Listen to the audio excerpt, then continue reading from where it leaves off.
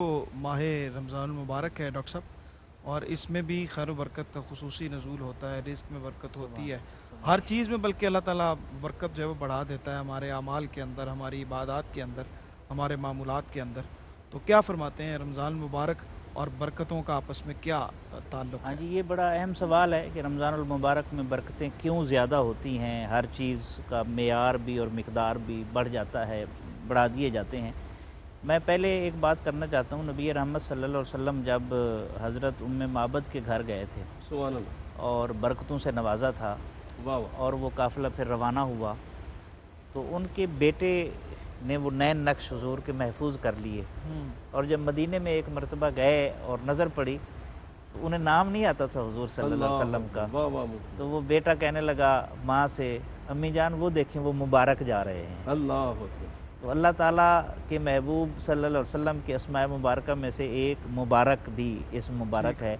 अल्लाह ने कुरान पाक को भी मुबारक कहा है, ज़िक्रुन मुबारक कहा है, ठीक। किताबुन अन्ज़लनाहु मुबारक कहा है।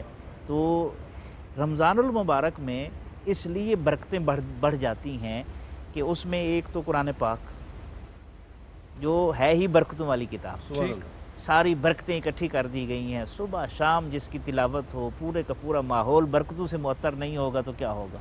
इसी तरह इस्तिग़फ़ार बरकत का सबब है। युरसिलिस समा अलैकुम मिदरारा इन्नहु कान गफ़ारा, जहाँ हज़रत नूह अलैहिस्सलाम का तज़किरा है, तो उससे भी आप इससे अंदाज़ा लगा सकते हैं कि बरक़ात का नुज़ूल होता है। फिर इज्तिमाइयत में बरकत होती है इनफ़िरादियत की बजाय।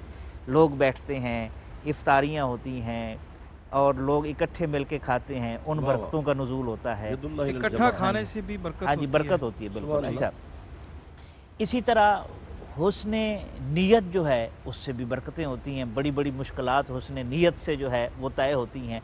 तो रमज़ानुल मुबारक में इंसान जो भी कर रहा होता है हुस्ने नियत के साथ कर रहा होता है।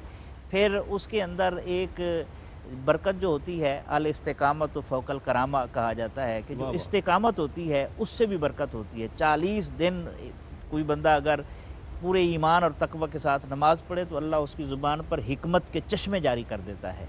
तो पूरा 30 दिन का जो ये महीना है, शब व रोज़ मुसलसल बंदा इन कैफ़ियत से गुज़रता है। वाह वाह। तो ये रमज़ानुल मुबारक के अंदर वो सारी चीज़ें जो इनफ़िरादी तौर पर होती हैं वो इकट्ठी हो जाती हैं, इसलिए इसमें नफ़िल फ़र्ज़ के बराबर हो जाती है वाह और वाह। फ़र्ज़ जो है वो 70 गुना तक 70 चले जाते हैं। और इसमें एक रात, अच्छा फिर बरकत जो है वो वही के साथ है ना। कुरान को मुबारक कहा गया जैसा कि मैंने कहा, तो जिस रात कुरान पाक नाज़िल हो उस रात को जो है वो 1000 महीनों से भी सुभान अफजल करार अल्लाह, दिया सुभान गया वाह है। वाह वाह। तो ये पहलू हैं बरकतों के जिसमें रमज़ानुल क्या मुबारक खूबसूरत। में जो वाह है वाह। वो ज़्यादा हमें बरकतें मिलती भी हैं और महसूस बिल्कुल भी ठीक। होती हैं। बहुत खूब। तो डॉक्टर साहब